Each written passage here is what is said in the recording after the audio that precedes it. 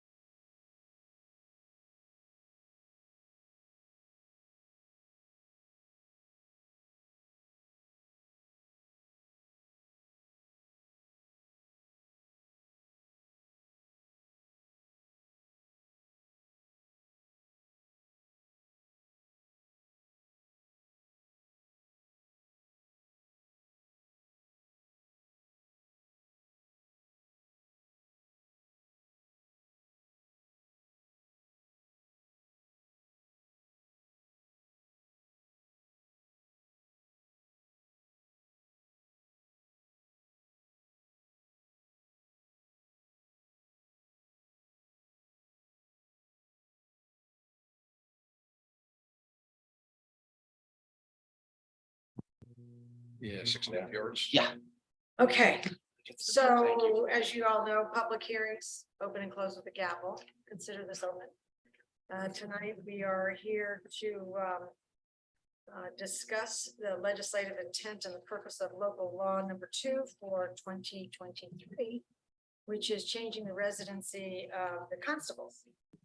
Now, we sent out a, well, we posted it, and we've been talking about this for several months now. I think the local law itself is in your package. It's exactly the same as the town clerk one from a couple years ago. But since there's nobody here but Josh, is there anything that you'd like to know, or do you have any questions? Would you like to share any thoughts about the fact that we are going to change the residency requirement for constables? It's always been that they had to be living in the town of Unionville.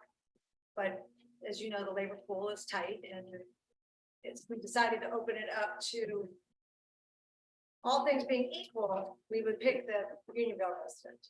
But outside of that, we'd like to be able to go statewide and they could get training and everything, good training, consistent training. We'd like to be able to get candidates from wherever they come from.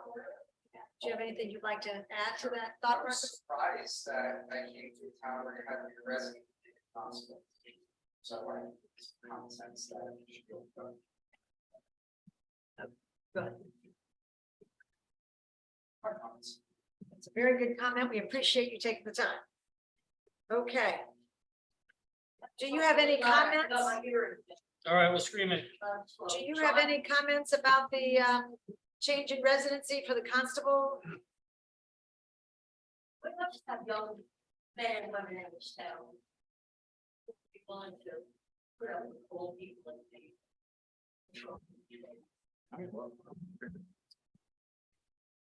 Is that it? Is that your comment?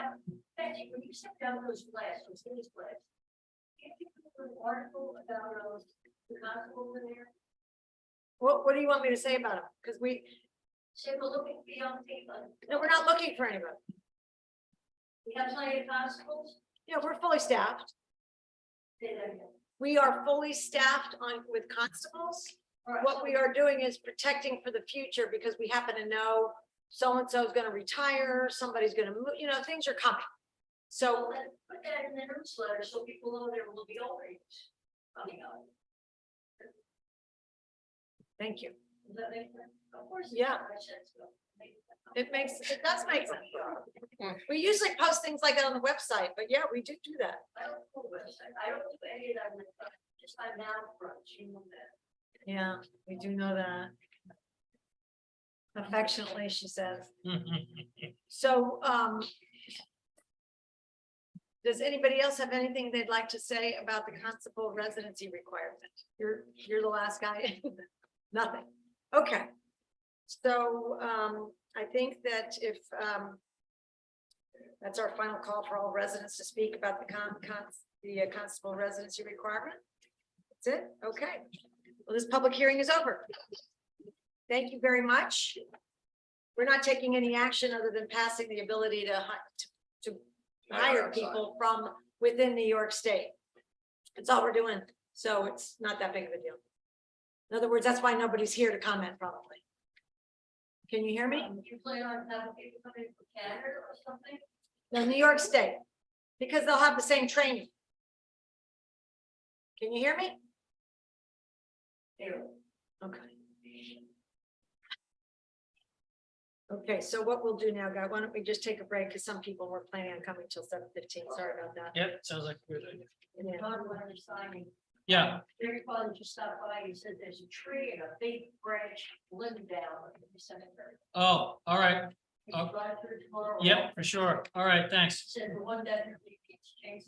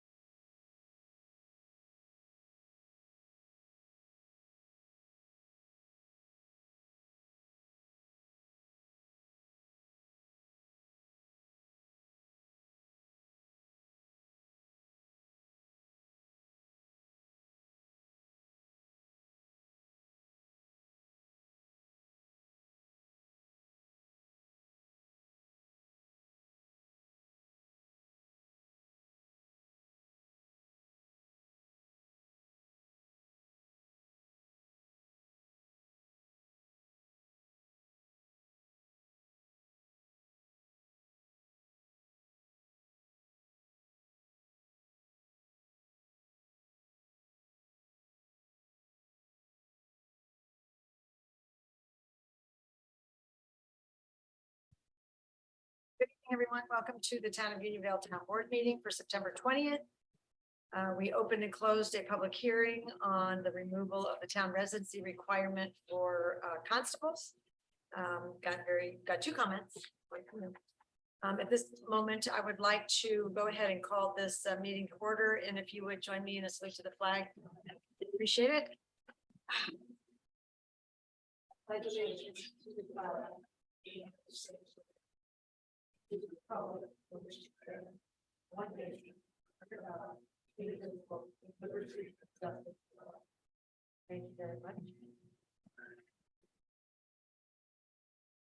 So first up, I'd like to ask for a motion to approve the minutes for the August 16th meeting. So. Okay, everybody's got those. Second? Second. All in favor? Aye. Say aye. Okay. Any opposed? No, wonderful. Okay. There they are. Okay. All right, as far as the town supervisor's report goes, we've had a very busy month. And there's a few things I want to share with everybody. One, first of all, we'll talk more when we get to recreation, but we had a lovely Oktoberfest on Sunday with lots and lots of people. George Treadwell remarked to me, and he came in to say he thought it was the best one ever because the weather was so perfect. And there were he said, I've never seen so many cars in the parking lot. They had to get them all the way up here. So it was really a pretty lovely day, tons of families. So we were thrilled about that. And I want to thank everybody involved because we had a lot of we had board members. Kevin McGivney, Kevin Derlin was there. Some of you were out of town, some of for the holidays. John Welsh came over, was our timekeeper. There were a lot of people there. Of course, Andrea was there. And a lot of the staff, we had a lot of people working, and it just came off really well. We didn't have one problem, and the constables say they didn't have any. Everybody gave up their beer on the way out the door, which is the way it's supposed to be. So we had a good Oktoberfest. We're of course working on the budget, the tentative budget. I've got a couple more departments to work with, and we're waiting for some numbers from Logically and another company about servers and about expenses going up and stuff. So we're double checking some things. And we haven't finished. We've got a couple more department meetings and then we should be good. Now, my job is to get the tentative budget to town board and everybody to read by the end of the month. So you'll get that early and then we can start looking at it, okay? We also spent a lot of time getting our quotes together from NYMER. I haven't gotten the final one yet. That's our commercial insurance carrier. And this year we had the salt shed. We did get reimbursed for that. I mean, we had a couple things, little things other than the salt shed this year that may affect our rates. So I'm anxious to get that. And I hope they'll give it to me, not tomorrow, then I'll get it next week. That's a big one to go in the budget. And a few other things. Also, we submitted, it's been a long time coming because we were waiting for the, as Councilman Welsh knows, we submitted this week a waiver request to get us out of the MS4 program, which is the municipal stormwater program, which Unionville was caught up in and brought in like 10, 12, 13 years ago with a lot of the bigger towns. The MS4 program is a program that is, they capture towns and bring them in based on population and density. And we had two tiny areas over next to LaGrange and next to Beekman that they felt like would drag the whole town in. And our town code requires most of the things that I think all the things that MS4 really makes you do on an annual basis. So everybody felt like we were covered and they tried their best to get out 12, 13 years ago, they would let us. But because of those two little dots of population. But the one positive thing that has come out of this decline in population is that we were waiting for the urbanized census numbers to come out. They come out a year or so after the census. They came out and we reviewed them. And they changed some of the urbanized zones and the population has decreased. So where we had 1,669 people, once you get over 1,000, they look at you, we're down to 263. It's an amazing drop, but it's because they changed the zone that instead of the urbanized zone being this big, it's now this big. So they've done a lot of changing. So we worked with our engineer. We got the waiver document completed. We added all the maps. We added all the census urbanized zone. We sent it up there with a note saying, we talked to you about this. before, and now we're ready, the numbers, we're in, and so they said they were searching for the whole. But it would be so important for us to get out of it because the upcoming permit requirements are so stringent. A lot of towns think they're gonna be forced to hire somebody just to keep in compliance with MS4. Hmm. It's another one of those unfunded mandates Yeah. you talk about, so we are really hoping we get out of it. We still adhere to it. They do a good job in the highway, they do a good job in parks, we follow all the rules, but it would be nice not to have all of these extras forced on us where we have to pay. So that was a big deal that we filed for that waiver I don't know how long it'll take, we'll let you know as soon as we hear, if they get back to us, yay or nay. The other thing that was big this month, since our work session, was FEMA. We have long meetings with FEMA after storms where we're allowed to get some refunded, reimbursed for expenses. Ed Kading and I met with them.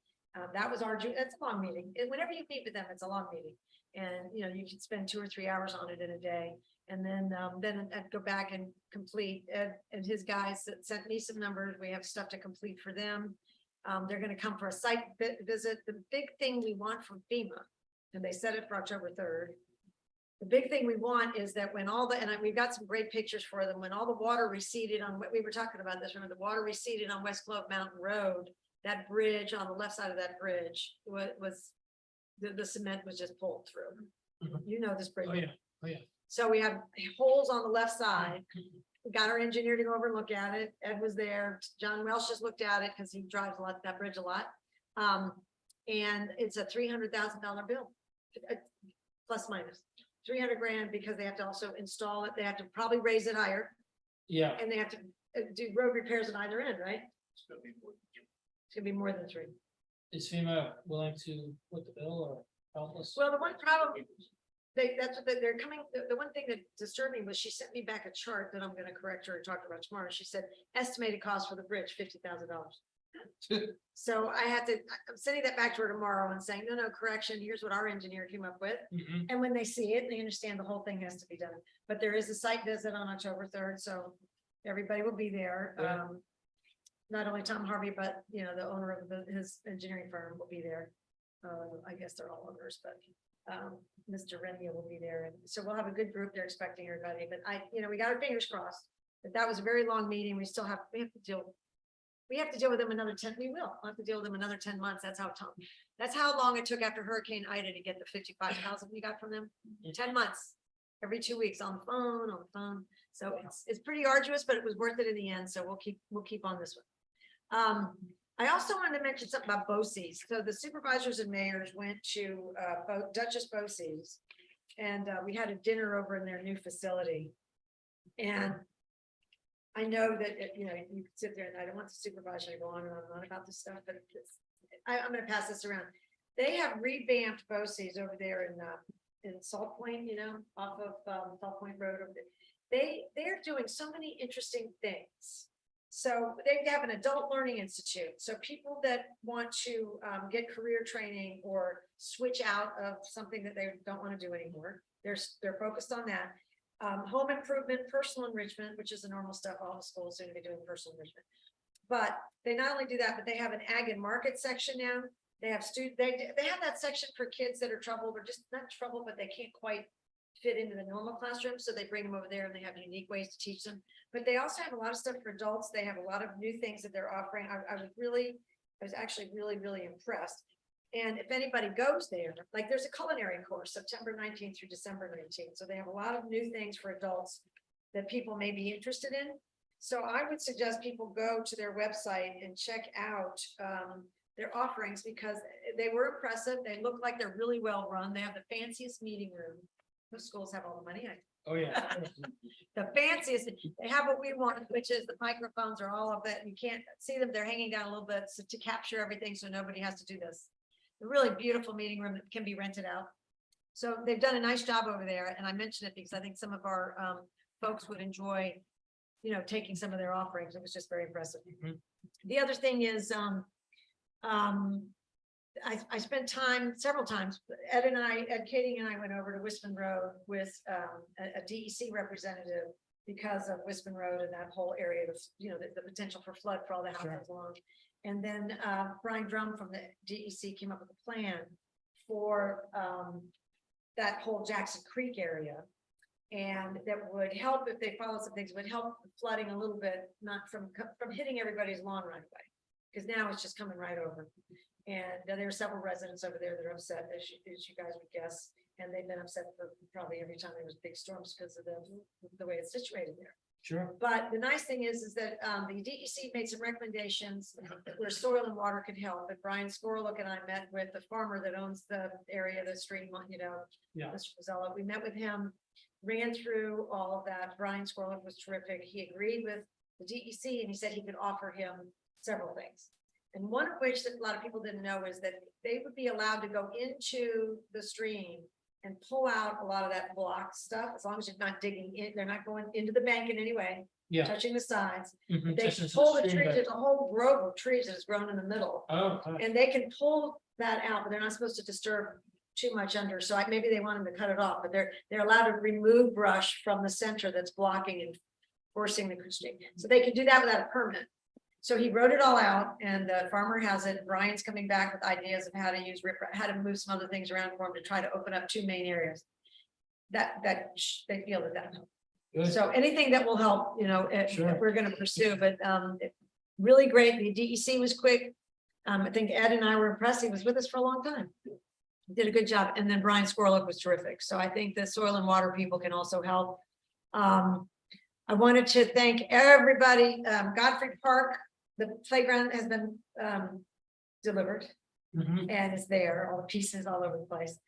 We got really great help from our parks guys who've done a wonderful job all year, as you know, but also Ed and his guys. I mean, they showed where they made sure we all knew where the pipe was underneath. But not only that, when Jake and everybody had to go in, we went over there and measured. It was like 100 feet long by 60 feet wide. It's really big, right? 100 by 70. Was it 70?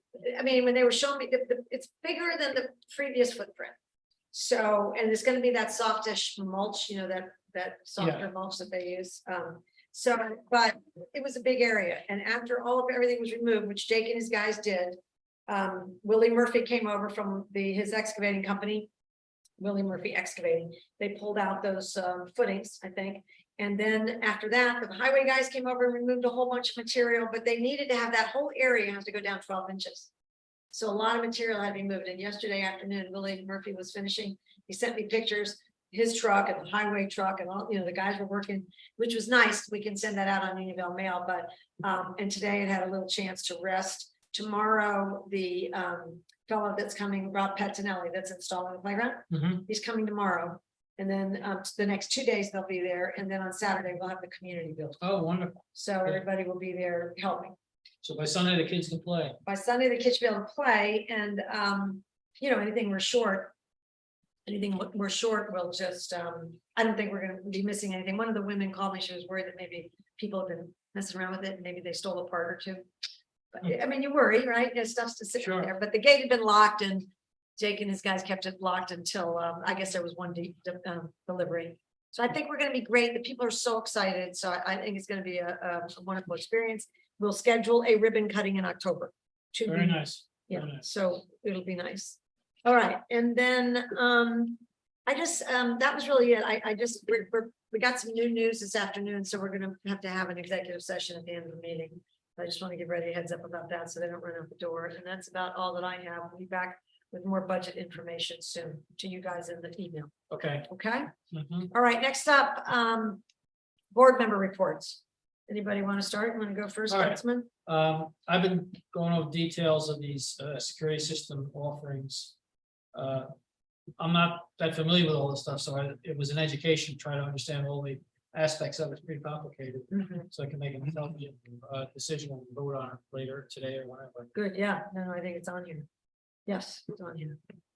Good, all right, yeah, no, it is, and it's interesting. It was a little bit easier for us being here and probably Jake and Ed, because the gentleman that came walked around, we walked around with him and he explained everything, so it's a little bit easier. He was here for the work session. But Yeah, he's always available to come back if we want. Good. Great, thank you, Councilman. Councilman Derlin?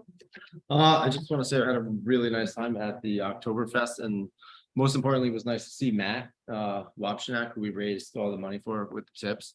Good to see him out and about and kind of mingling with everybody, so that was nice. Barrel racing. Yeah, you gave me the barrel. Yeah, in the barrel race. Yeah, So, those good to tips see were him. very helpful and his father came to pick him up today. Yeah, Very nice. they're very appreciative and he's got a great group of friends backing him. That's great. Yeah, very loyal friends. That was fun watching all that. Mhm. Councilman McGivney? Like I say, Balloon Fest was nice, it was a nice, weekend, really nice to see here in town. I think it worked out well. Oktoberfest was another success. Great time. If anyone missed it, I'm sure it'll be back here again next year.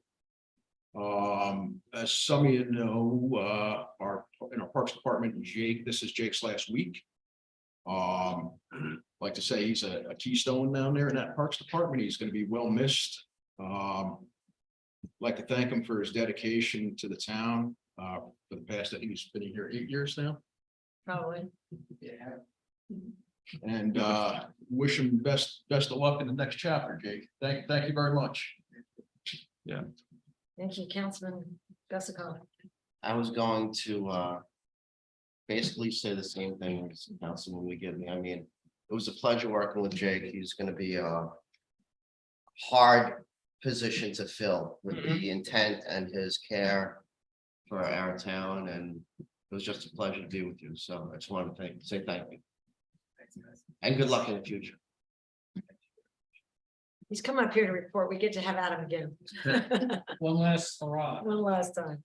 All right, thank you, gentlemen. Town Highway Superintendent report. So, as you mentioned earlier, with our meeting with FEMA, trying to get some reimbursements for some of our storm damage. It's pretty extensive, not as bad as other towns, but if we can get any reimbursement, that'd be great.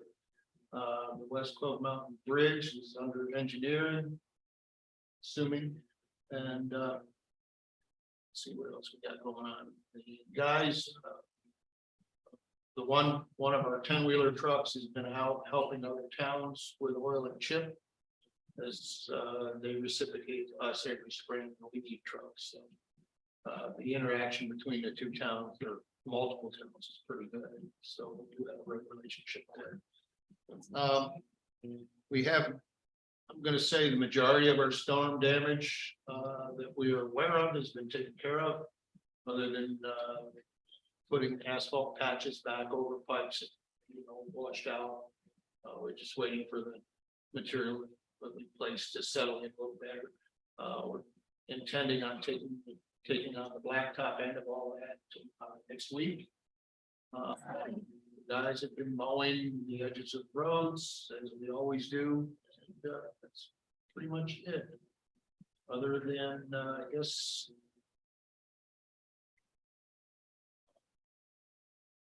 My announcement at the workshop. I'm gonna take that back if it's okay. Yeah.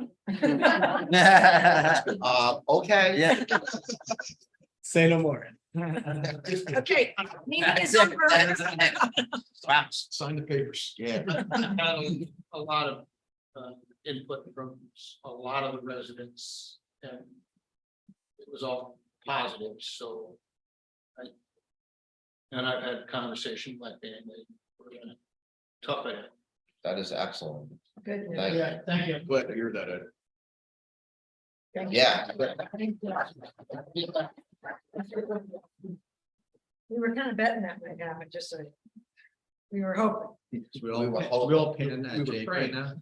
now. No, we're very glad I just about hope I live up to that. You it. Oh, do. you always do. You always do.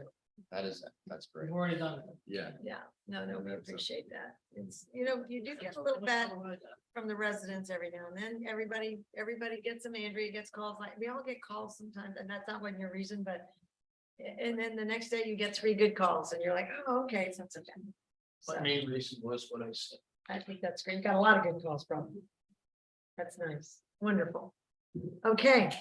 That's excellent news. On that news, we'll go to the town clerk reports. So I can't top that, but I do have shredding day coming up, so that's the second best. Document shredding day is scheduled for September 27th, a Wednesday. The truck will be here between 10 and 2, but they will let me know that morning the exact time, so we'll be posting updates on Facebook and the website. Also, for the sportsmen out there, the doe tag lottery is closed as of September 30th, so if you haven't purchased your hunting license and want those, please come in by September 30th. Great. Shredding day is very popular. Don't forget the 27th. Public comment on agenda items? Everybody's rushing in. Okay, then we'll move on to board and our commission council reports. And first up would be the Unionville Library. Amy Watkins and Megan Fritchie. Do you want, let me get another chair. Can I bring 2 chairs up? Yeah, here. Yeah. It's here. It's cheaper.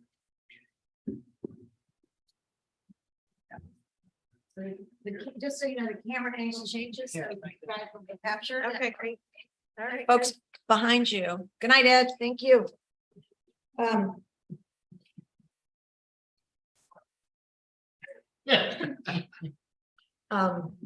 So you'll be captured. I'm just wondering if that would be, yeah, in the future, it'd be nice to have the screen on so they can see you, but everybody will hear you for sure. All right, Okay. great. All right, nice to have you. Amy Watkins and Megan, how are you? Yes, thank you so much for including these updates on the library. We appreciate the opportunity to share all the good things that are happening.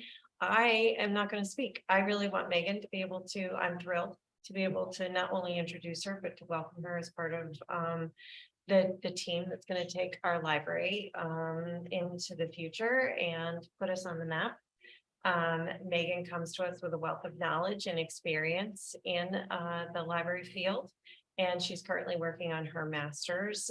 Beyond her content knowledge in the area of library skills, her passion and dedication is outstanding.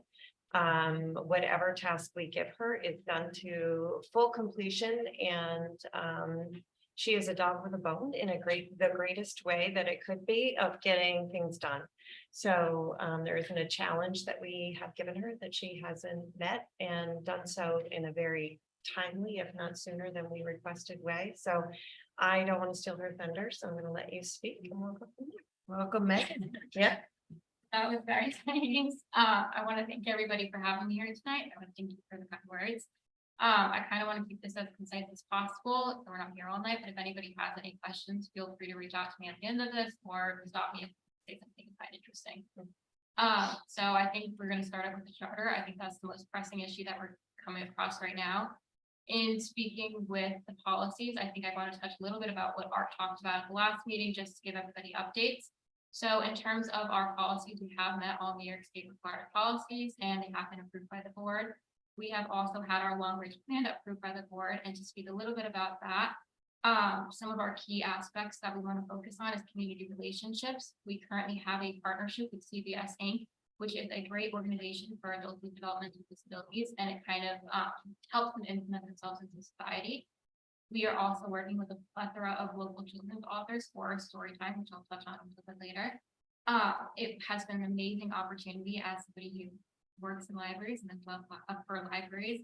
It's kind of surreal for me to be able to partner with all these amazing children's authors and work with them and get them promoting our stories and their stories and really collaborating and working together. We also have programs and services that are incorporated in our long range plan.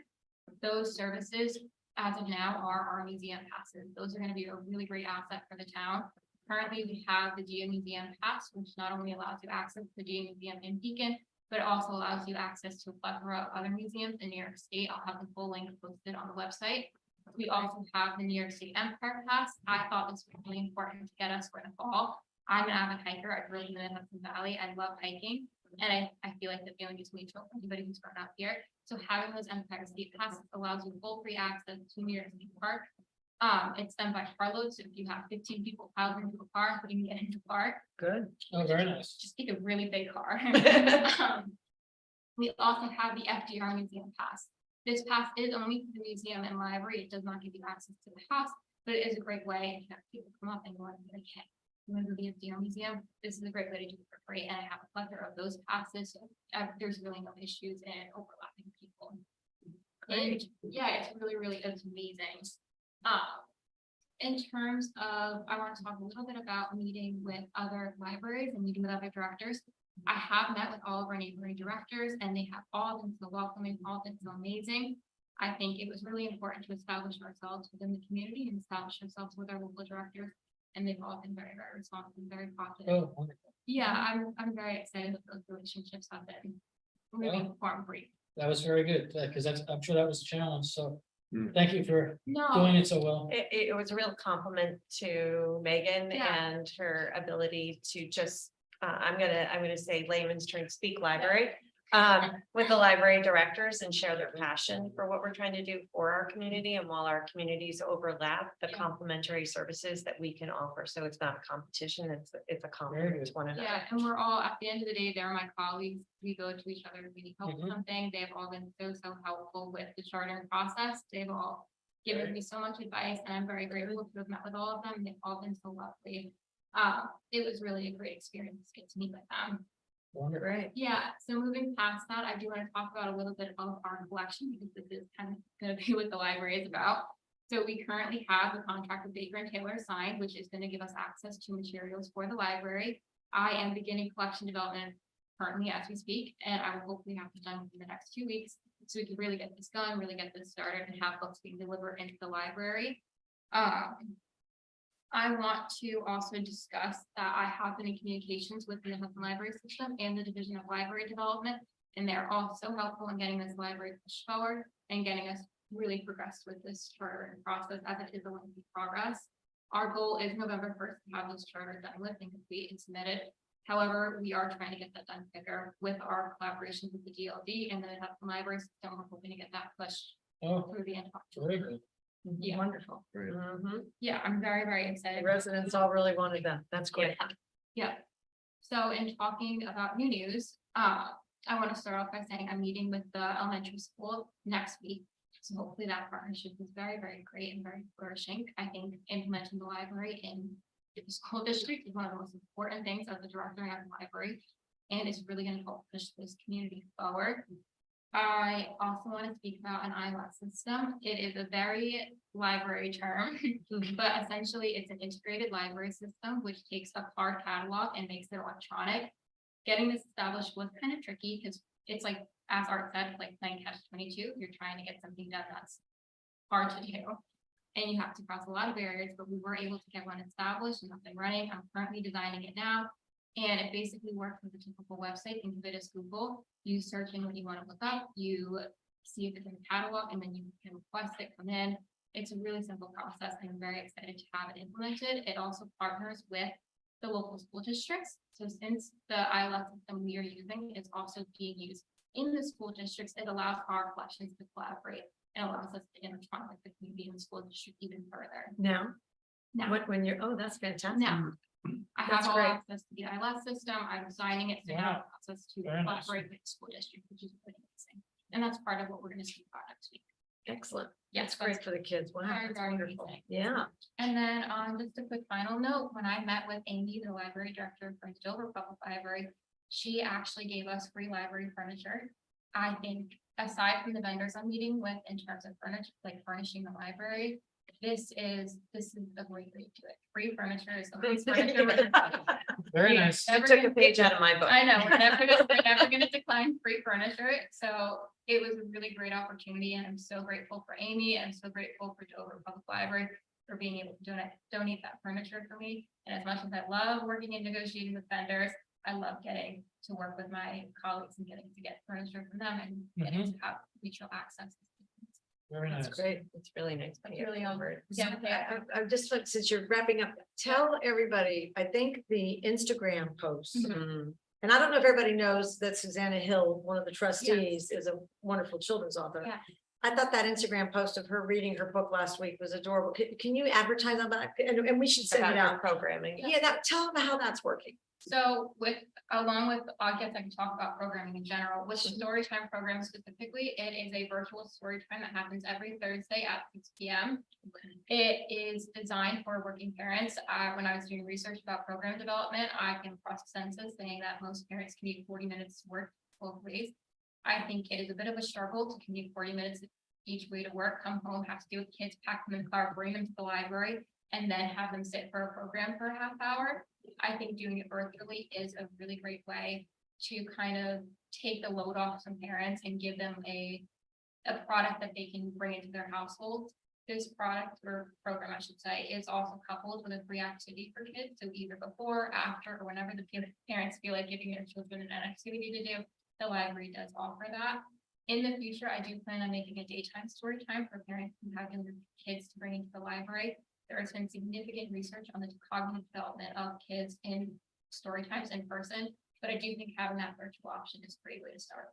Dinner So- with a story, that's Dinner- how we're that's- marketing it, yeah. Yeah, exactly. So how do you get you, sorry, you just go Yeah. onto the regular It's Instagram? just- You can email me at library@unionville.us, and we can get you signed up and registered for the program. There is also, if you go on our Instagram, on our Facebook, it's also marketed there. The way it works is you email me, I'll get you set up on the list. And then once you're on that list, I send out a private Zoom link. This is done just for copyright reasons. And Right, then oh, once, yeah, once that link is out, people can come and view the story time. that's great. Yeah, and in the future, I do plan on implementing obviously adult, adolescent and senior programs. Those just do take a little bit more planning because I want them to feel like the community is truly benefiting from them. And I don't want those to kind of feel like I'm just sticking a program and sticking a program. I want them to be fully developed and worked through. That makes sense. Mhm. Very good. Excellent.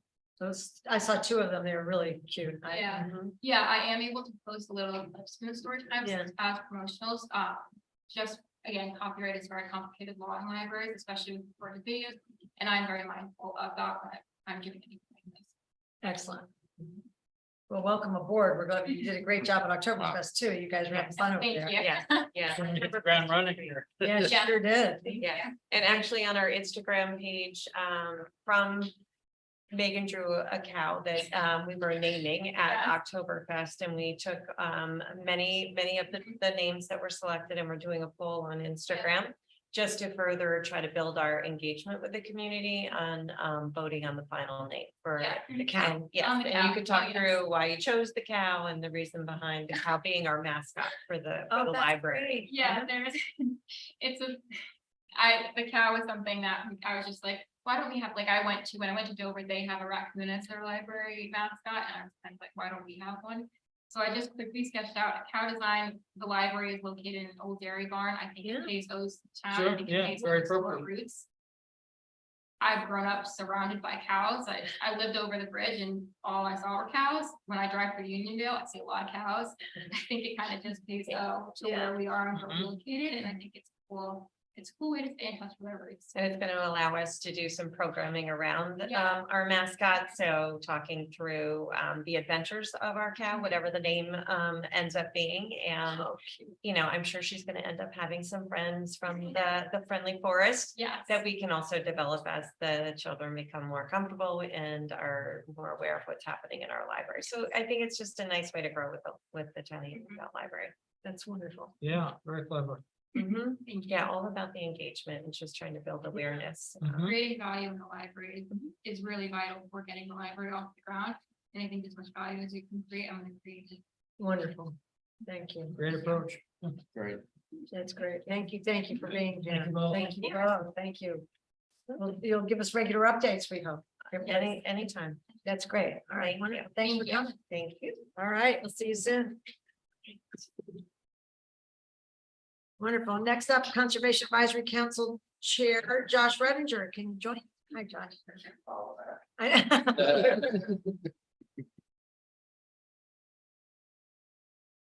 All right, so just so one general update. So the Trees for Time War event we've done for several years, that's going to be happening October 14th at 9 a.m.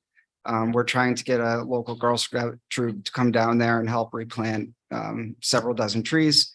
And anybody else that wants to come plant is more than welcome to help. And I believe the town's still accepting some donations if you want to, buy a tree. I think we have it listed at, it's $5. $5, yeah. Per tree. Anybody that, and what, I think they just sent it, they were putting on their memo line trees for Time War. Yeah, it Even was though Trees they're for not Time all War. Time War. Yeah. Yeah. I assume you're going to send the memo We'll out. send that out again. So, Okay, the trees for, that's great. That's so exciting. yeah. So on another note, slightly worse note, so I just wanted to keep the town informed that there's a significant threat to American beech trees, which are a major part of our forests here. This was not something that was seen even a decade ago, and it moved much more rapidly than expected. And effectively, I took a drive around to all publicly available areas, and every single beech tree is already affected just about with this. And they'll be infected by next year, the year after, if they're not already. So it looks like most trees, 3 to 6 years mortality, some larger ones may hold on longer. And experts think that it could be just about like a local extinction of American beech. So What's the, like, what does it look like? on the So- trees? the leaves have these, they'll look like they have bars on them. So a traditional beech leaf is just a steady green. And these are microscopic worms. And when they infect the leaf, they make it change color. So if you take a leaf and look up to the light, you'll actually see that it'll be multicolored and you'll have darker bars on parts of them. And then they'll eventually start curling up later in the summer, and then they'll fall off. So eventually they can't photosynthesize. The shade, the beech trees are nice. Yeah, and another thing is that, they're not often ornamental, but people do have European beech trees, which are thousands of dollars. And they are ornamental, and this is expected to affect them too. The problem is that there's no known cure for this, so you need to be aware that those trees are probably going unless they can find a cure.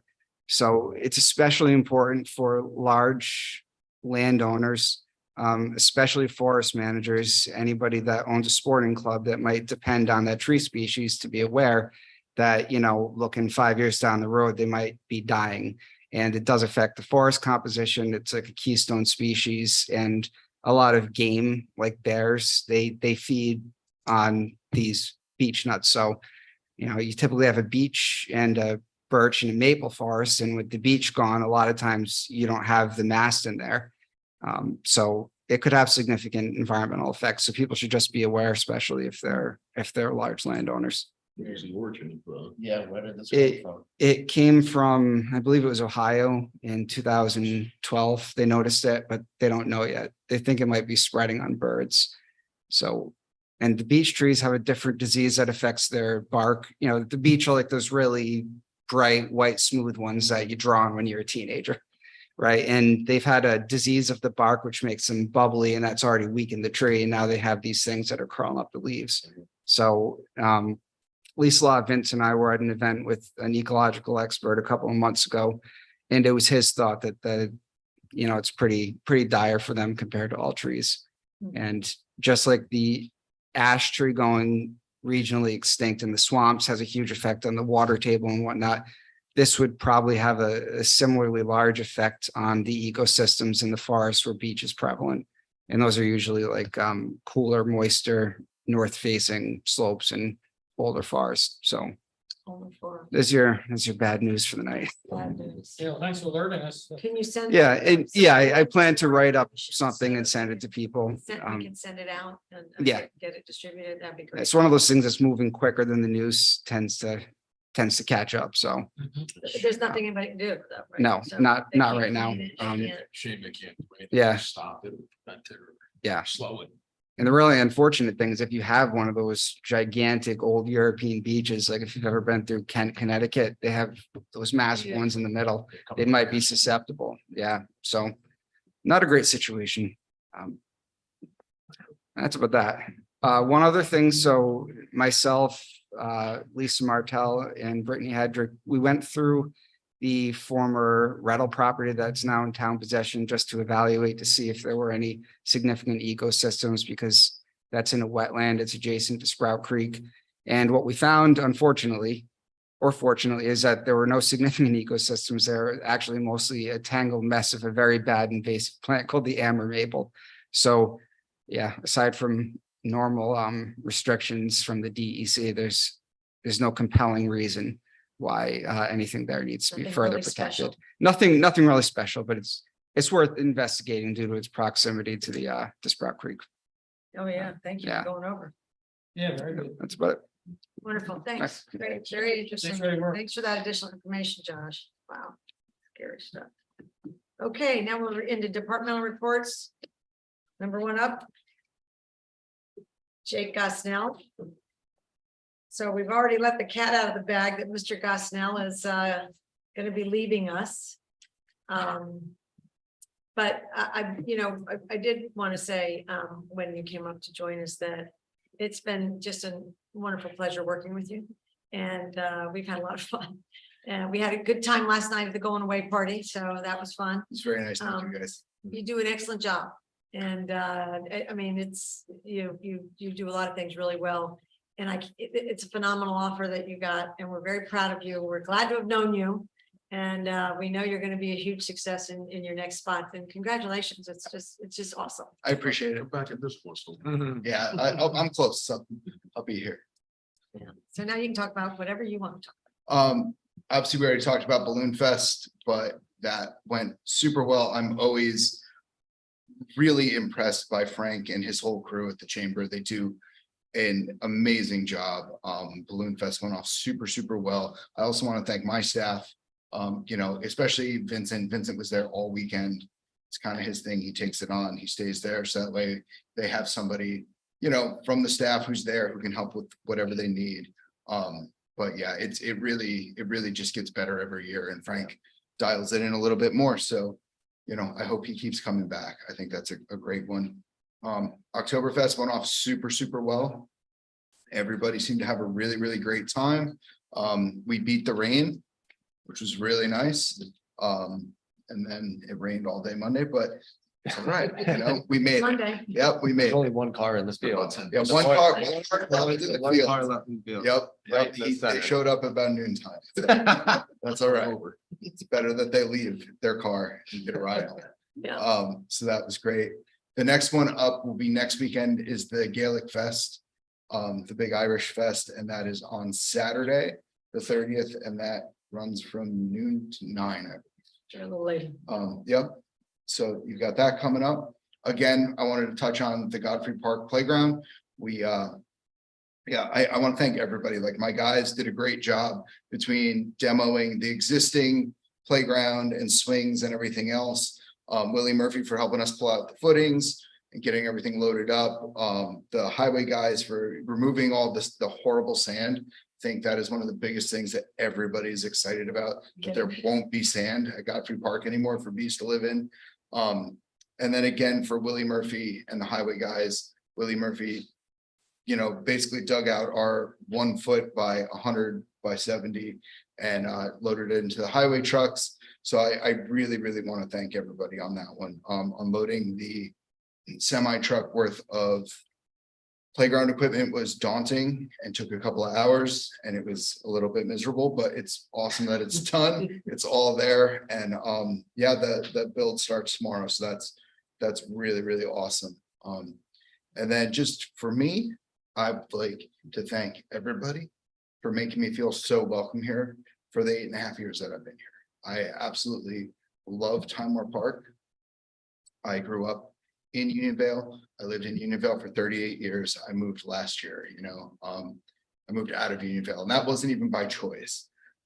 So I do. I want to thank everybody. And I think that you guys have a great crew in the Parks and Rec department. I want to thank all of them, Maggie and Steph on the rec side. They really do a great job. And then my guys, Tom's out right now, but he is planning on coming back as soon as he's healed up. So you got Tom and Adam and Vincent, and they do a really killer job. And then even Dan for coming in, to like fill in for Tom while he's out.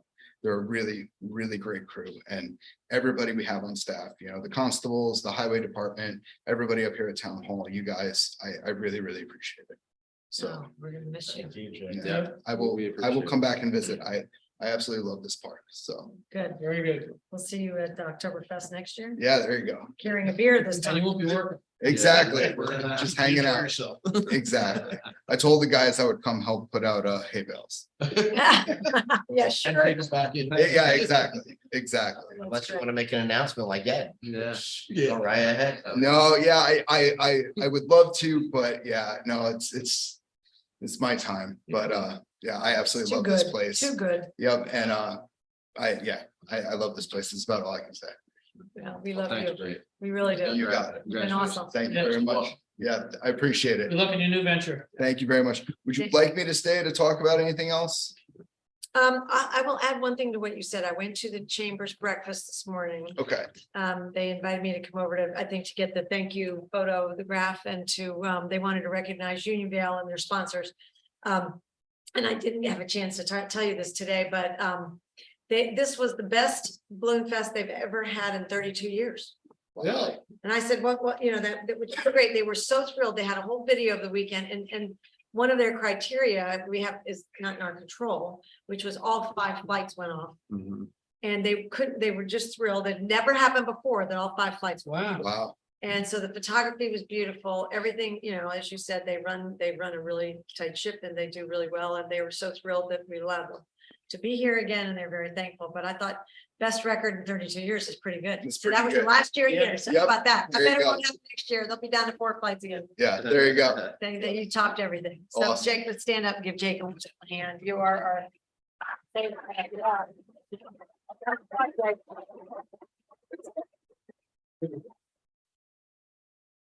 And no, you don't need to stay unless you want to.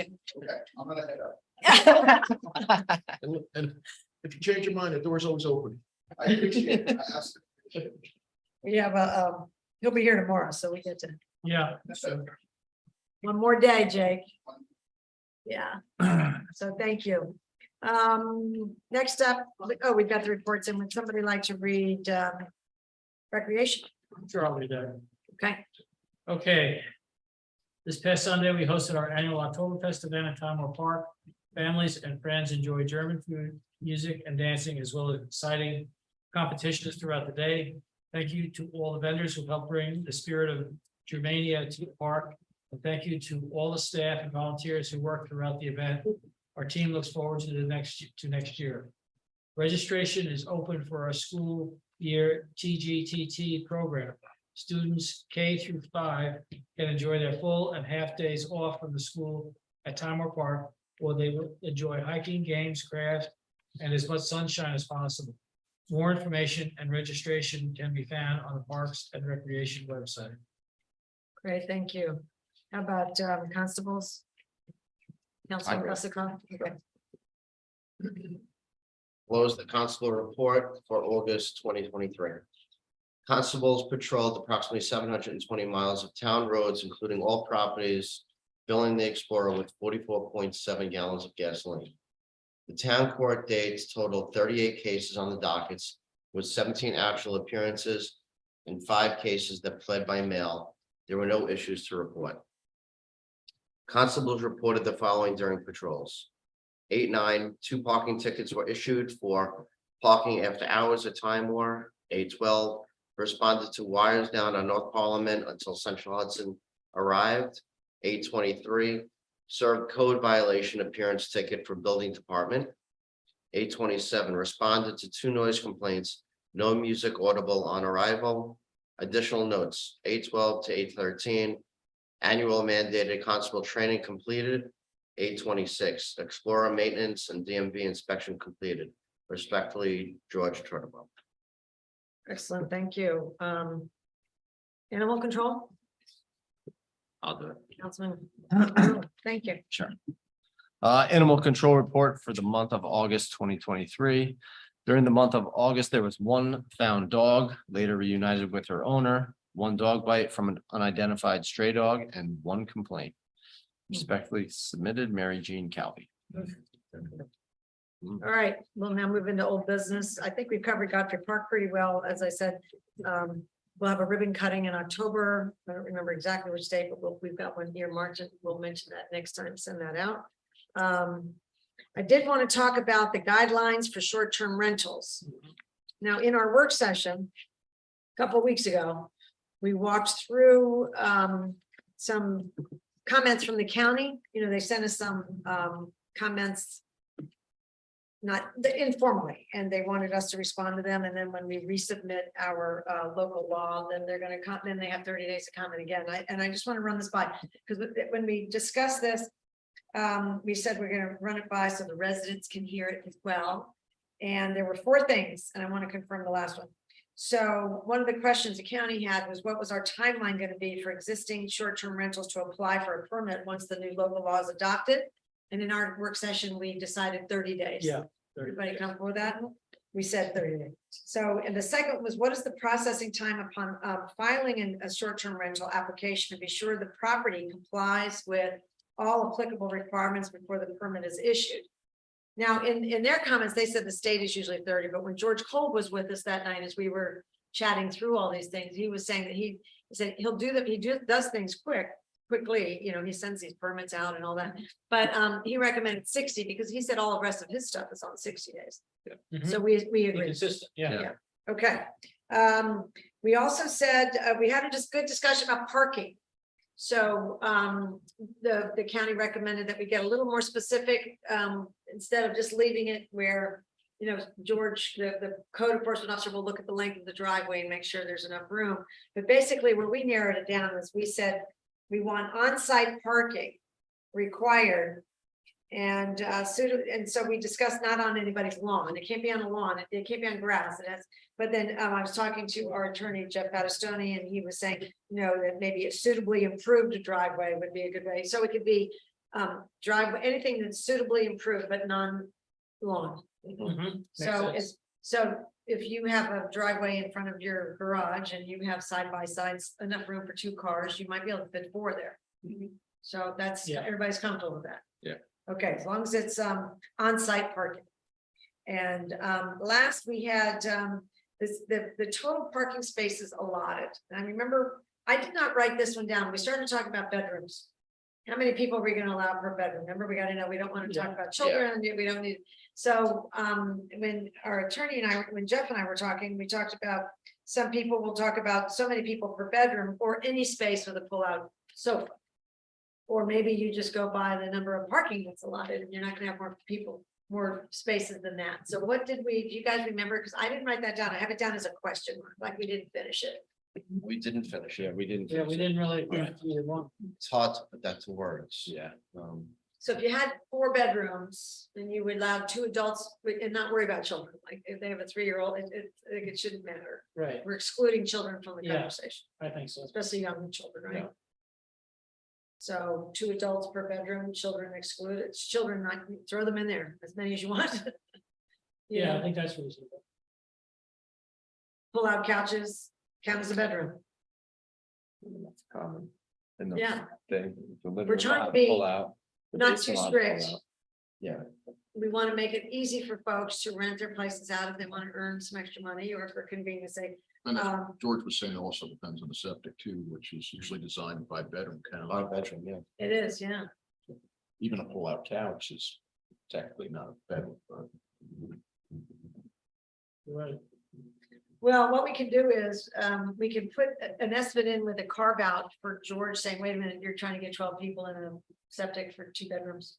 You know, like something like that, because he's checking that. That's one of the reasons why we gave him. He's gonna go back and check files after the fact. I would Not not my be favorite idea. regulated anyway. There's no way to really regulate. Right, who's gonna know? I don't think you're gonna But, regulate. yeah, This is Just getting gotta too go in and detailed. check how many people are. yeah, Yeah, That's Well, like- they're. I think the homeowner would be wanting to regulate it more than we would. yeah. I think Yeah, we should leave it's them alone. exactly what I I said wouldn't in the even- last You meeting. know what, Get that's, solid bed. you're right. So why don't we let them, so. Yeah. They're gonna advertise it, however they advertise it. Yeah, We can figure out the parking from there, whether that actually. As long as it's on site, as long they as can't be it's- parking on their neighbor's Yeah. lawn or out of. Yeah. And we already say on there, remember we said that all of the other town code rules and regulations apply. Right, yeah. Require, we were specific about noise, littering, fire safety is priority. Yep. That they have to adhere to all of that, and the permit can be removed from the owner. yeah, Yeah, So- leave that language out then. Not, No not, need to have it in. yeah, there's a fly, sorry, that, not worry about the, The amount of people. Let the size of the house dictate to what it is and the owner of the Yeah. house, right. the way he lists it. what if they just let 25 people come in? They're gonna. And they let 25 people come. Who's gonna want I that? mean, I mean, But Well, if they have there's- too much noise, they there's- get shut down. There's. Yeah. there's Yeah. choice of there's ways, other right, forms of like that, recourse, Yeah. and it's not, Which it's is in okay. the homeowner's best interest to which let is- 25 people, and they're not gonna wanna advertise for 20 people, they're gonna wanna advertise sleeps, you know, sleeps whatever- 8. whatever it sleeps.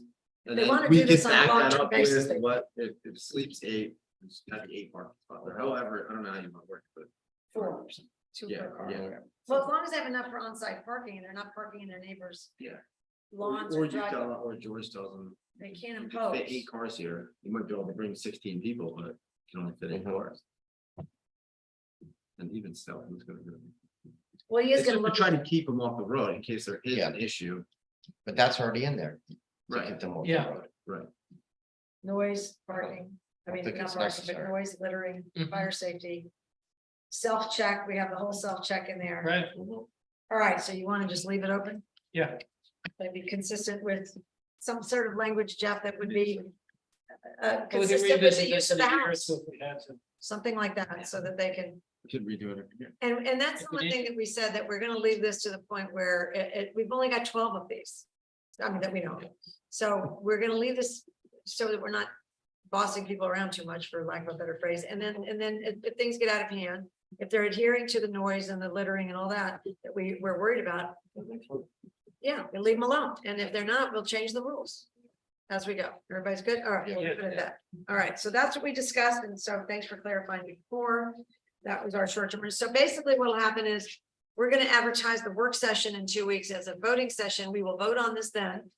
Good. We'll send it out. We can send it out this week or maybe on Monday. We'll send it out to you early, so I'll have the package again. I know you've had it a lot, but we'll make sure this wording is in that Mhm. resolution. And then that night, we'll send it off to the county and they'll have time to comment. We'll go through. Okay, we just wanted to get it done by the end of the year. Yeah, Okay. Next up, security system. security system upgrades. Now, you have in your package there the quotes that we just got. Yeah, And then one of them is viable, the other one is pretty expensive. Now, these are things that we usually do in executive session, so we could wait till the end because this is just a dollar amount. Remember, we were, yeah. We were discussing details, but this is just the money part. yeah, if we're gonna go into details, if anybody wants to talk through details, then we would discuss this at the executive session in the end. Because it's a security issue and most people prefer that. All right, so if you want, basically with the Doyle proposal. We had gotten a surveillance proposal without again specifying, but it was $16,741 thereabouts. Mhm. And there was a $2,100 annual. So then we got a proposal from get it out. Blue Dragon. The Blue Dragon, and this, no, I don't want you to be able to read it. I have to. Oh, okay, thank you. So for Blue Dragon, the gentleman came over, the proprietor came, well, he was one of the, Sales guy. yeah, he came over and he was already a hit because he has a daughter who's a resident in Unionville, so that, we always like to talk to other people. And he has a house in Beekman, so they're close, but he does a lot of municipal business in the county of Westchester. Mhm. So what you see here are numbers that are very similar. They're $700 less than Doyle's, but there's no annual maintenance of the 2,100. And the Makes Doyle sense. 2,100 was the cost it would take to replace things that might break in the future. So it seems like if it's brand new and it might take 4 or 5 years to, I would hope so, yeah. we could afford to pay for it, then, something like that. So the annual doesn't really make sense, and that was some good comments that you guys made. We got another quote. So the Blue Dragon, one, the other one next to it, it was too expensive. It Right, includes all this labor. yeah. And we had one from Vector as well, and the best two were now Blue Dragon and Doyle, both of which are on state bid. So we saved 2,100 plus 700. 2,800. Yeah. Okay. That's year one, Pardon? right? That's Year one, Every year we would be Yeah. saving 21. and then we have zero costs for 3 years, essentially. Yeah, What happens after 3 years? Well, he said this The warranties. warranty And then on they- the parts and equipment is expired. At that point, then we would have to pay, but still it'd be a nothing saving. But that was Doyle, all right, No, that's here. that's the That's new the one, new yeah, that's Yeah, the new one, that's what I mean. paper, which is what we would be left with Doyle if they didn't have that 2,100. Yeah. Yeah, So, but this stuff is, it's not like people touch it, Yeah. it's just Yeah. there. yeah, And if you have to, so anyway, this looks like a better deal. It has very good references. And he's done a lot of towns, and since they're on state bid, it helps. So we can move in any direction we want. That'll happen at the end of the meeting. So the next up is the Which one was that from Blue Dragon? Blue Dragon. yeah. Blue Dragon. Two of them. I know we were They looking had at another Doyle. one. Yeah, I know we were looking at Doyle. I just didn't get a chance really to look at this Blue Dragon one. All right, so while you're looking at that, we can, look, I just want to give you, tell you a little bit about the escrow fee schedule. Yeah. I see Right. that. What, We're Kevin? comparing apples to apples. Okay, I'll wait for you. I don't want. No, I'm just having a chat with him. Okay. So. Yeah, it's the same equipment and same everything. So That's it what is, I'm asking. yeah, it is. Yeah. Oh, I thought you were telling me that they were asking, sorry. All right, so we discussed the escrow fee schedule. And this, you've got a new copy of the master fee schedule with the updated escrow fee schedule in the back. And basically what the escrow fee schedule, what we changed recently was the site plan cost, site plan, multifamily residential would be $1,000 per unit up to 12 units. And the commercial up to 2,500 square feet would be 5,000. And all other projects, now this is consistent with the commercial area of Route 55 that was changed last year. We wanted to shrink everything down and have a lot more greenery. You know, the open conservation subdivision. So the open space. So this is, I mean, everybody liked this. You guys like George, everybody's liked it. So multifamily residential is very straightforward because you can have up to 12 and that's it. Yeah. And in our definition of multifamily. And then with the commercial, it matches the size that we've approved. And it also says all other requests will be dependent on estimates from the consultants that will be specific to the project submitted. So we made those changes. This we're just going to distribute to planning board and zoning board members. Good, You know, it's all set. very nice. All right. Now, Mr. McGivney, do you have any questions about that? That'll match your Doyle, the other Doyle one. Yeah, I'm just reading what they provide. Okay, so if you don't have any questions, then I wanted to give you an update on the defibrillators for the town hall, parks, highway, and the pool, which we bring into Parks and Rec when we're not using it. So they all arrived. They're completely different. They're like this big. They're just something you ones that they look fancier. It'll be a month or two before we get the pediatric pads Oh, for yeah, the kids, which is summer camp's over. right. So So we're you still don't, gonna have a half day down there, but it'll be nice to have those. But she said they're back ordered. She doesn't know how long it's gonna take, but these first ones came in. So we've been calling around and we do have a lady that would help us. We've got a lot of no's, but we found a woman that we've used before for summer camp that will come in and train everybody how to use. oh, So good. I think it would be important. We haven't gotten the quote from her yet, but I think it'd be important if the board were there with other people, even because this could happen at night. Somebody, Alfreda's gonna fall over sometime. We gotta run, get that machine, and we have to know how to operate it. Yeah. And so she'll be The old appreciative. ones used to have verbal instructions once you kind of This- get on. I think they, you know, Does I the new think one have that as they well? look like they do. I mean, we haven't turned them on. Okay, We don't want to break anything till she shows up and shows us. But anyway, remember the last discussion we had about these defibrillators was making sure we found something that was for the recycling center that would be, because of the weather sensitivity, she hasn't found just the one that she hasn't, she's still looking. So that's pending.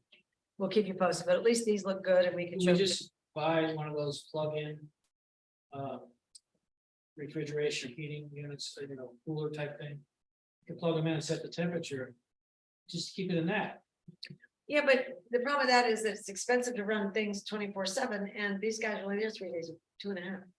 Yeah, but those things, the small one, I mean, just something big enough to put the defibrillator in. Nothing elaborate. All right, well, I mean, if you could find it and price it out, I mean, I don't know, we can help you price it out. Didn't we You know give what it's away called. one at Oktoberfest? How about a cooler? Yeah, Oh, I don't know how that would work. I can ask her. well, something similar to that, that would, you could set a temperature.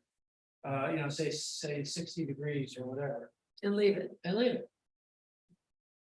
You know, if, I don't know that you can do that with a cooler unless there's something automated, but Yeah, you need, yeah. batteries a or, heating unit, you can plug it in. yeah, but then our Where's energy this costs go for? up. Something like that. would- The recycle center, the defibrillator stops the temperature from dropping Few cents a too day. much to kill the I think battery. it's called. But the shed isn't heated. And She's talking that. You're Oh, only. yeah. Look, yeah. Like a Why don't police you station. heat it like Yeah. that? Right, we can try. 24/7 for the winter. I mean, we don't want to ruin the defibrillator only because they're expensive, but Right, but you wanna have it there It's not gonna be- just in case, just in Yeah. case, yeah. The place is tight. and trying to remember to bring it every It's a time small there's area. a place Yeah. to open. Can't keep my Why don't we car. just try running it and see what it? I would just leave the heat on. It's such a small area. It's got foam insulation and spray foam, so it's gonna be Well. Well, maybe that's And you're even a only- better choice. You're only talking. John kind of was alluding to, right? Yes, I You're only mean, talking Just 10 drop by the 12. temperature Yeah, to like it's small. 50 degrees. Yeah, 55-60, but it's only 10 by 12 shed, it's not. yeah, so it could be, How cold can it get for those defibrillators? Do you guys know? I don't know. I mean, it's probably in the spec, but I imagine 60 degrees, I mean, Oh, below that, it would be dangerous. I don't know, but I imagine at least 60 would drop, it could probably take. All right, well, let's find out. I think that's. Yeah, I interesting. mean, Below 60 outside. if it's got lithium batteries, they can go down to minus temperatures, I don't know what type of battery. 22, right? Can we? 32 degrees. Oh, Can we leave a trickle charger on it as well, right? Doesn't I would think it have might. something like that? Keep the battery, can you do that or not? I don't know about that, but I that thought they would were, work. I if you thought they were could. stationary, I didn't think they had a charger on them. They're usually like in a case, like a full case that's on the wall, Right, but I don't think they have, No, I think they have test buttons that light up to say it's fully charged. yeah. It's always charging like a. oh, trickle it's charger. always charged, oh, like a Yeah. trickle, same. But I Yeah. don't think it does trick charger, I think they just sit on the wall, I think they're like charged. These are, these are portable containers. Okay. Oh, yeah, I think so, I don't think All they're right. plugged in. These aren't plugged in, they're portable containers. Yeah, Okay. just And even the like ones it here sits on the aren't wall. plugged in. You're right. Oh, all right, good to know. They have a little, you hit a button, test it to see it, Mhm. if it's charged. and if they're used one time, that's it, then, right? Or, They could no? probably reinspect. Yeah. Sure. All right, so why don't we check on it a little bit more as this, and also this nurse who's doing all the homework for us is looking. So, well, you know, if it's 32 to 122, that's pretty good. It Yeah, is, that's quite a range. I mean, Because she was saying, as Don't you put it on guys were alluding concrete. to, you can't leave them in your car Right, because they could get, they, Yeah. yeah, they'll break, you're not so. gonna waste much power. No. All right, that's neat. Okay. So next up is, oh, before I just realized something, you know, I forgot to tell you, we got, our AIM funding, which was 10,543. And we got, our checks for metal recycling. We got $95 for the metal in Godfrey Park. oh, very And, good. yeah. But I don't, yeah. So then we got something very important that we just got this week. And since Isabel Morton is here, I wanted to mention it because I think it'd be nice to set up a meeting with Isabel. We got the $10,000 bequest from Ed Sharkey that he left the town under his last will and testament. So the $10,000 arrived this week. Remember, we mentioned that. Yeah, very generous man. Wasn't Wonderful that man. lovely? So since Isabel and he were such good friends, I thought it'd be nice if Isabel could give some thought to what he would like us to use that time. We could get together and talk, if you don't mind giving a little thought. And then we, you know, we'll discuss it, and certainly we want his opinion to be influenced by that. So such a generous thing. So we'll talk to a second point. All right, thank you. All right, so that was big news. Now, next up, we have. So Time Warp Park, okay, so the Pathfinder guys in number 2. Have a lease that is up in another year. And they would like to get out of their lease Now or not? now, at the end of September. Oh, And there, we do have somebody that wants to rent it at the end of September, October 1. For, you know, a little bit more. I mean, it's a $2,500 rental. So when they've been paying 22, so it would be, but we had already, in a previous meeting, we had all talked about it being 25. So it's, so that, the renter's all set, and well, there's some details, you know, they have to come in and fill out some paperwork and stuff, but it sounds very exciting because we did a walkthrough, but we would be doing them a big favor. And I wanted to talk to Jeff about this. So, you know, if we allow them to get out of this lease a year early, it saves them immensely because, you know, this year when, you know, they have the camp out at Camp New Teaming. And so it's like running a business out there, and they need to cut all unnecessary expenses. And now they have enough room there for all those soccer coaches and all those people that were staying here. So what we're gonna do is, I said, well, if this person is dead set on renting it, then it's better for us because we're making $300 more a month. But we did a walkthrough this week. I did a walkthrough with the potential tenant, but then Jake and Vincent went through that. And there's a long list. So a long list where, you know, you had a bunch of guys living there. It's not picking on you, men, but oh my God, the screens were ripped and And the walls were, every room needs to be painted, like, where the beds were up against the wall, they never keep separate, there's lines along the wall everywhere. So anyway, we made a deal with them, we're gonna get the paint, they're gonna bring, their guys, Nick is there, Jake. Yeah. Nick runs their parks and stuff, Nick's bringing a couple of his workers over, and they're gonna paint the entire interior. Which when they Nice. walk through, they'll realize it needs, so rather than us and have our guys do that, and they're really appreciative if we would let them get out of the lease. If we have this person to rent it, which we do, it looks like. The person's, is, once we get the paperwork filled out, I'll share it with you guys on email. Is it more of a long-term lease, that the new lease? It probably could be. I mean, the guys have been in there for 4 years, so it could be, what we did before. Was we did a 2-year, and then we went to month by month, and then they wanted to go back and lock it in for another 2 years, so this current one is a 2-year. So if we let him out a year early. I'm saying, but the new one will be a long-term lease, not gonna be like a couple months or 3 months or. No, we don't do that. No, we were, it's too hard to find people. Yeah. No. So, no, but this person would probably want to be there for, I'd say, a long time. But we've always made the least, what do you think? The least we've always made was we had a 2-year one. Have you discussed with the new tenant what term they're looking for? They're looking for 2 years? I think they're looking for, it seems like they've no commitments at the other end. So, I mean, they want to be there for a while. They seem very excited, very settled, one person. So, and this person is very interesting because she does college counseling. So, and she does it on Zoom, from her home, but she also teaches classes at Arlington, in all the school districts on, for parents and kids on how to get into colleges and stuff. So she's, it's a perfect location for her. So I think it's a good thing. So, I mean, we could ask her for 1 or 2, but we're not going less than 1. Yeah, so it's, I think where we were last time we talked about it. Yeah, so I guess we can put any long-term we want on there. The only thing is, with the last guys, we gave them 1 and then we gave them a 2. If I remember correctly, because we wanted to see how they were in the house. Yeah. So we could start with a 1 and then a year. Why don't we do one with options to Talk to to her. The option. see what she thinks. Yeah, I can talk to her and see, but I think 1 Do maybe you to wanna start Get a motion to authorize you to execute a new lease to this person or? with the same terms, because, and before we do that, I'd like that motion, let's talk about the terms. It would be $2,500 a month, which is $300 more. It would be, the utilities are in their names. Her name was in their name. And the other thing that we put in this lease that's very important, because we share things down there, is they are responsible for pumping out that septic once a year. If they're supposed to do it once a year because we had 8 to 10 guys living there. But now with 1 woman there, we might give her a break on that. But I mean, we did want them to do the pumping of the septic because of the shared service, and we may have it pumped now. And then charge the guys from their security deposit. But that was the one unique thing we had in that lease.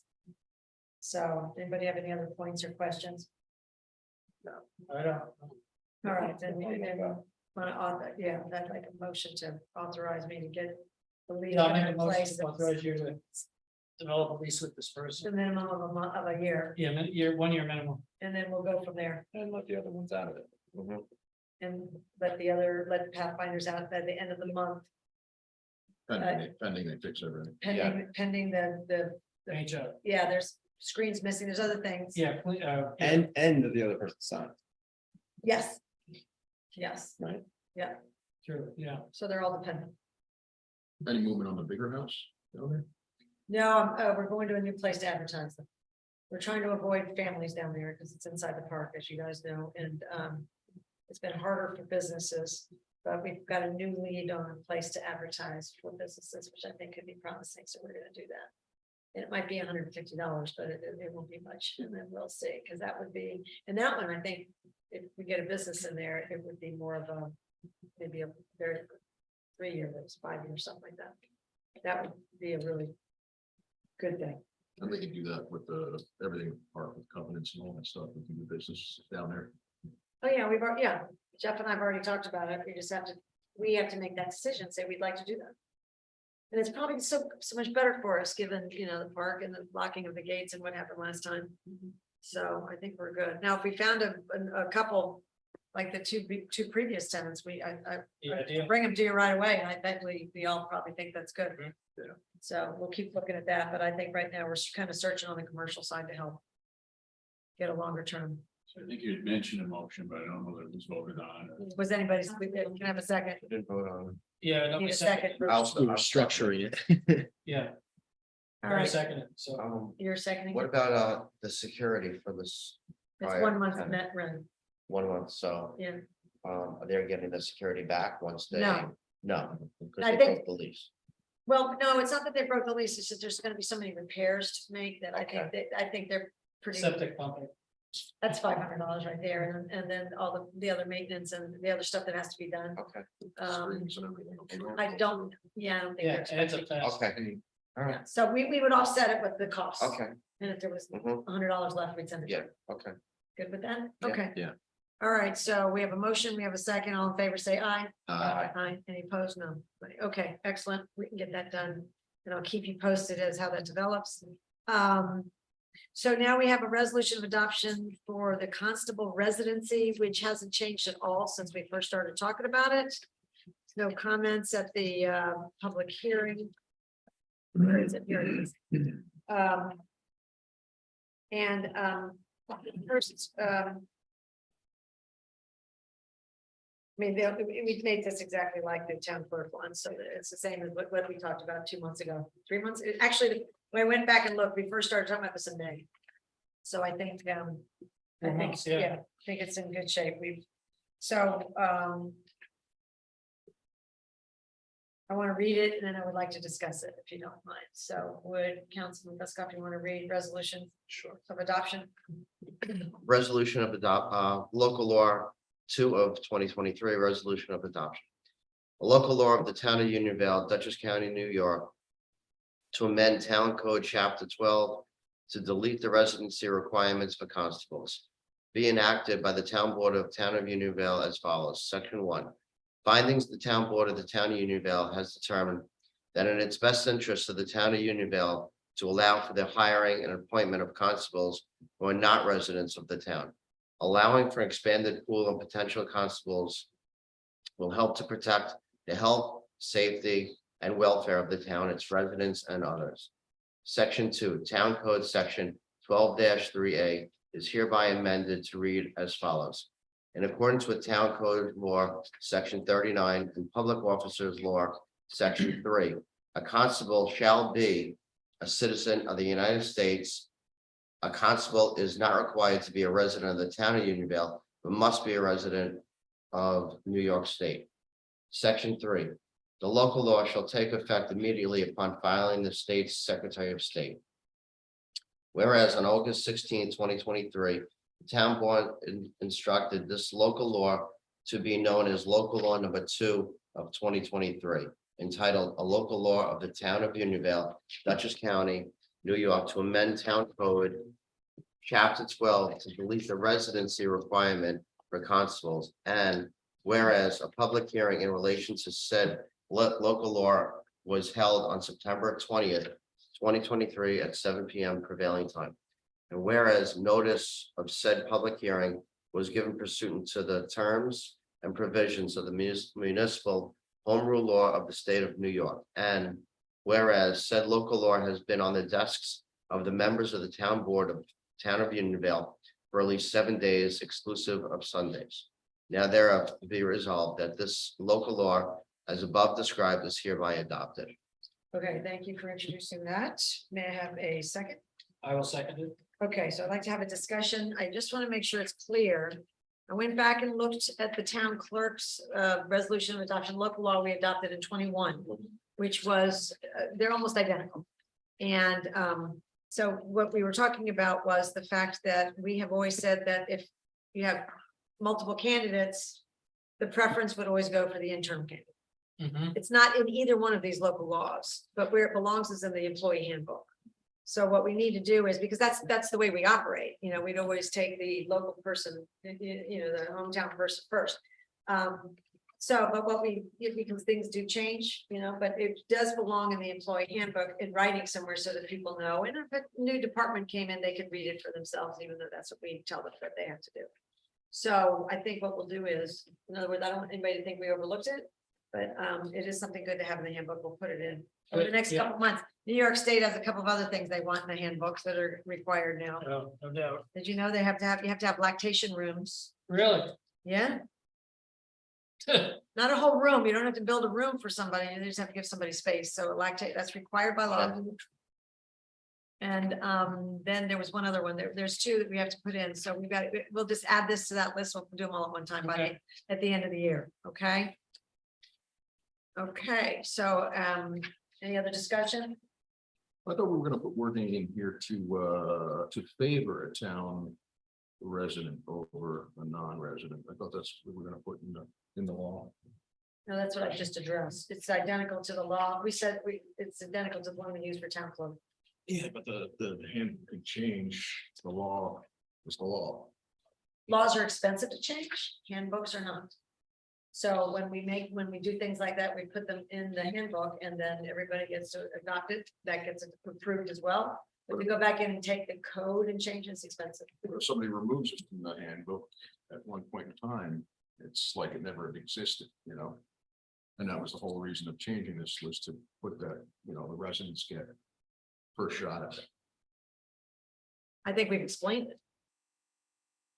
I mean, I think the residents always get first shot around here. Yeah, but it should be in the resolution. That's just my feelings. Okay, duly noted.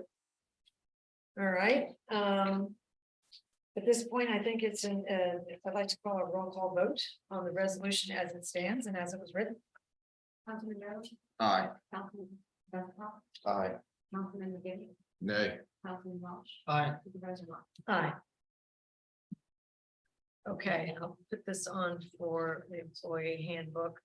The employee handbooks don't change on their own either. They have to be approved by the board. And then they have to be adopted by the board, so. That will get done between now and the end of the year. So that's a good thing for the future and for George Treadwell as he's looking. Okay, we also were talking about this overlay. Now this we've gone over for a couple months too. Yeah, environmental resources. Yes, and Josh is gone, but this is something that was written and compiled by Nate Cyrus he worked at the TLC, and before that he worked for the Hudson Valley Estuary, and we did a lot of work, and then we put this one doesn't, I think I left the good one on my table. The one with all the maps in it, I left on the table. I brought out the crummy one. But anyway, there's the last time we dealt with this, we said that we were going to add the maps that were oversized for this, Mhm. which we did. Andrea did a great job on that. And we were also going to change, because remember when we reviewed all these historic properties? Yeah. We were like, where did this list of historic properties come from? And, because the town board ultimately is going to have to vote on the properties that the Historical Society is going to be working on to give us, that we want to either go to a national registry or not, but still make sure that they're duly noted as being historic. So ultimately, we're gonna have to vote on the official list. So this one, we changed the language on the back. This says partial list of historic and cultural resources and map parcels. So that's partial list, not been approved. And the other thing about this is the idea, this environmental resource overlay was also reviewed by Nan way back when, because we wanted to incorporate into the thinking for the conservation subdivisions when we were trying to make. And she thought it was very good, and we've been bouncing around with it for a while. The idea about this, it's a tool for the planning board, and it goes at the back of the master plan as an appendix. Mhm. And there's 3 more of these that we're gonna be doing, things like it. So I think it's time and I was talking to Josh earlier, it's time we get this voted on.